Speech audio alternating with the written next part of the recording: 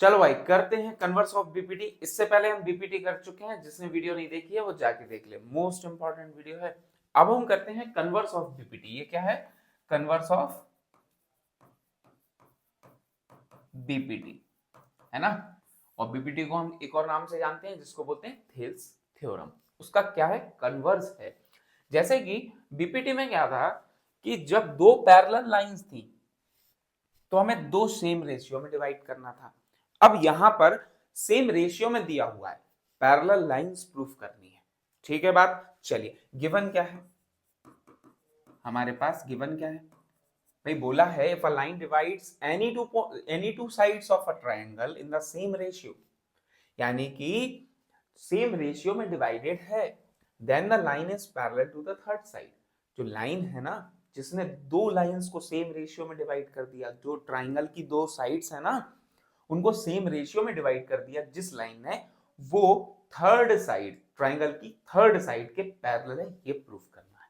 ठीक है। चलिए तो गिवन क्या है? In triangle ABC, ABC given क्या दिया हुआ है? एडी अपॉन में डीबी इक्वल दिया है किसके? एई अपॉन में ईसी के। ठीक है, इसको मान लेते हैं फर्स्ट इक्वेशन है हमारी। क्या है? First equation. टू प्रूफ क्या करना है भाई? टू प्रूफ क्या करना है ये तो हम जान गए हैं। टू प्रूफ करना है सर कि भाई ये लाइन इस लाइन के, ट्राइंगल की थर्ड साइड के पैरेलल है। ठीक है, तो हमें क्या प्रूफ करना है? D E parallel to B C. जो डीई है वो पैरेलल है बीसी के। अब हम आ जाते हैं कंस्ट्रक्शन पे। कंस्ट्रक्शन क्या करते हैं? कंस्ट्रक्शन ये करते हैं भैया, मान लेते हैं ये पॉइंट है डी ई डैश। ठीक है, ये वाला पॉइंट हमने एक कंस्ट्रक्शन किया, डी से एक पॉइंट बना दिया यहाँ पे ए और सी के पास में। कहीं पे भी बना सकते हो आप, कोई दिक्कत की बात नहीं है। हम क्योंकि किस चीज से सॉल्व कर रहे हैं? कंट्राडिक्शन से, है ना। तो आपने एक पॉइंट बना दिया ई डैश। अब ई डैश जो है ना वो पैरेलल है, ई डैश जो है वो पैरेलल है बीसी के। ये हमने कंस्ट्रक्शन कर लिया कि डी ई डैश पैरेलल है किसके? बीसी के। डी ई डैश, ई डैश है अभी, क्या है? डी ई डैश पैरेलल है बीसी के। क्लियर है बात? यहां तक क्लियर होगी, है ना। चलिए तो ध्यान से समझना कि ये पॉइंट हमने मान लिया है कि ये क्या है? ये पॉइंट जो है वो ऐसा पॉइंट है जो क्या कर रहा है? जो पैरेलल है बीसी के। माना है, ठीक है। समझना, अगर माना है तो हम क्या लिख सकते हैं कि भाई ए डी अपॉन में डी बी, भाई सेम रेशियो में डिवाइड करेगा, ए डी अपॉन में डी बी, ए ई डैश अपॉन में ई डैश सी, ए ई डैश अपॉन में ई डैश सी इक्वल होगा ए ई डैश अपॉन में ई डैश सी। इसके इक्वल होगा ना। अगर अगर भाई ये सेम रेशियो में डिवाइड कर रहा है तो ए डी अपॉन में डी बी, ए ई डैश अपॉन में ई डैश सी, है ना। कंस्ट्रक्शन किया ना हमने, तो ई डैश जो माना है वो पैरेलल माना है भाई। ई डैश जो है ना वो ई की जगह पे मान लिया है, ठीक है। यानी कि ए सी साइड पे है ई डैश, और डी ई डैश और बी सी ये क्या है? डी ई डैश और बी सी ये मान लिया हमने पैरेलल है, ठीक है। चलिए तो ये हो गई हमारी क्या? Second equation. अब दोनों इक्वेशन से हम क्या कह सकते हैं? From equation first and second हम क्या बोल सकते हैं भाई? आप ध्यान से देखो, एडी अपॉन में डीबी, एडी अपॉन में डीबी, भाई ये दोनों इक्वल हैं तो ये दोनों भी क्या होंगे? इक्वल होंगे। लेफ्ट हैंड साइड अगर इक्वल है तो राइट हैंड साइड भी क्या होगा? इक्वल होगा। तो हम क्या लिख सकते हैं? ए ई अपॉन में ई सी इक्वल होगा ए ई डैश अपॉन में ई डैश सी। होगा कि नहीं होगा भाई? अगर इक्वल है, अगर इक्वल है, चलिए तो अपन क्या करेंगे अब इसमें भाई? प्लस ऐड कर देते, प्लस वन ऐड कर देते हैं ना। प्लस वन जो है adding adding one both side, है ना, लेफ्ट हैंड साइड भी और राइट हैंड साइड भी।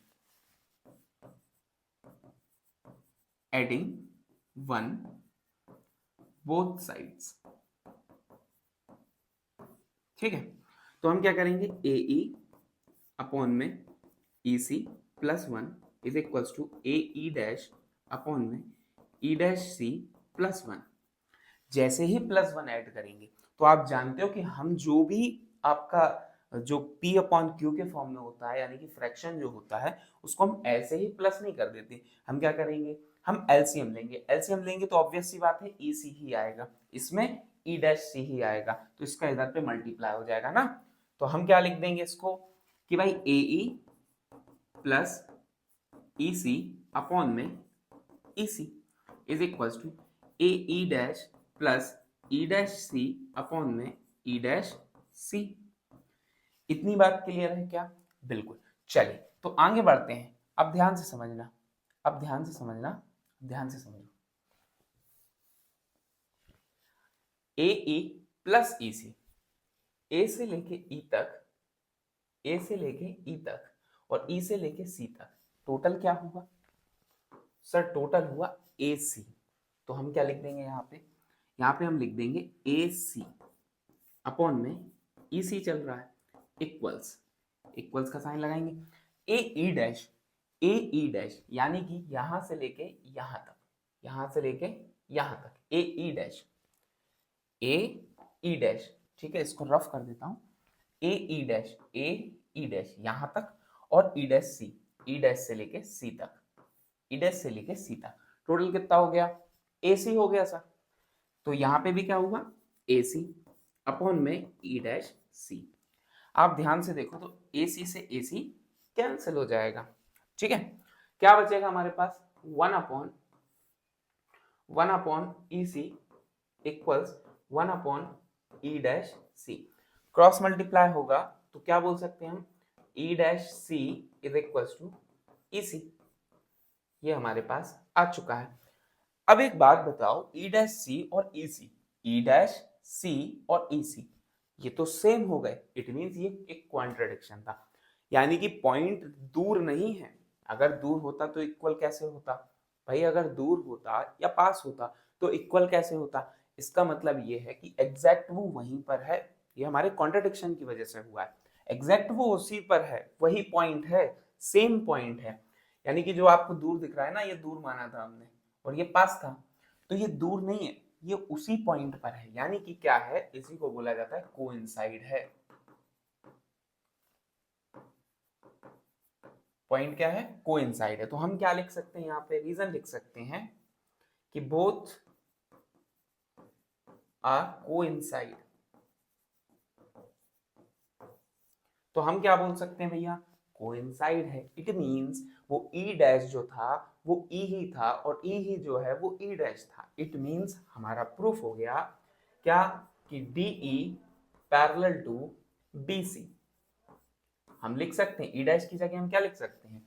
ई लिख सकते हैं, है ना। तो हमने क्या प्रूफ कर दिया भाई कि अगर सेम रेशियो में डिवाइडेड है, दो साइड्स अगर एक लाइन की वजह से इंटरसेक्ट हो रही हैं, ट्राइंगल की दोनों साइड्स अगर सेम रेशियो में है, तो थर्ड साइड जो है वो उसी जो इंटरसेक्टिंग लाइन है उसके क्या होगी? पैरेलल होगी सर। ठीक है बात। आप इसको एक बार और ध्यान से देख लो। अपन स्टार्ट करते हैं फिर से, कैसे अपन ने ये सब किया है। तो सबसे पहले ट्राइंगल, इन ट्राइंगल एबीसी जो गिवन था एडी डीबी के बराबर था और एई ईसी के बराबर था, ये हमारी फर्स्ट इक्वेशन है। टू प्रूफ क्या करना था? यानी कि डीई पैरेलल करना था बीसी के। जिस तरीके से बीपीटी में हमारे पास पैरेलल लाइंस थी, हमें सेम रेशियो में डिवाइडेड करना था, उसी प्रकार अब सेम रेशियो में है, हमारे लिए पैरेलल लाइन प्रूफ करनी है। पैरेलल लाइन प्रूफ करनी है, हमने लिख दिया डीई पैरेलल टू बीसी, लेकिन हमने एक कॉन्ट्रडिक्शन बनाया ना, कॉन्ट्रडिक्शन से सॉल्व किया। तो कंस्ट्रक्शन क्या किया हमने कि भाई डीई डैश जो है वो पैरेलल है बीसी के। अगर डीई डैश पैरेलल है बीसी के तो भाई ई डैश जो है, हम अगर ये प्रूफ कर दें कि भाई कोइंसाइड है, कोइंसाइड यानी कि वो सेम पॉइंट पे है, सेम पॉइंट पे, तो क्लियर हो जाएगा भैया। तो हमने ए डी अपॉन में D B is equal to A E dash upon में ई डैश सी मान लिया। भाई ये हमने ट्राइंगल जो है वो कुछ इस तरीके से कंसीडर कर लिया कि पॉइंट सिर्फ एक ही है, डी ई डैश, यहाँ दिया है ए, ये दिया है बी और ये दिया है सी। अब इस तरीके से हमने जो है अज्यूम कर लिया इसको। तो हमने जब देखा कि भाई ए डी अपॉन में डी बी इसके भी बराबर है, AD अपॉन में DB इसके भी बराबर है। From equation first and second हमने देखा AE अपॉन में EC इक्वल्स होगा AE डैश अपॉन में E डैश टी। जब हमने 1 ऐड किया तो हमारे पास कुछ इस तरीके से आया। जब हमने देखा कि ये दोनों एक ही हैं, कम और ज्यादा नहीं हो सकते, कम और ज्यादा होते तो इक्वल क्यों होते। तो जब देखा हमने कि भाई ये दोनों इक्वल हैं, इट मींस ये क्या है, पैरेलल है। ये हो गई आपकी कन्वर्स ऑफ बीपीटी कंप्लीट। ठीक है।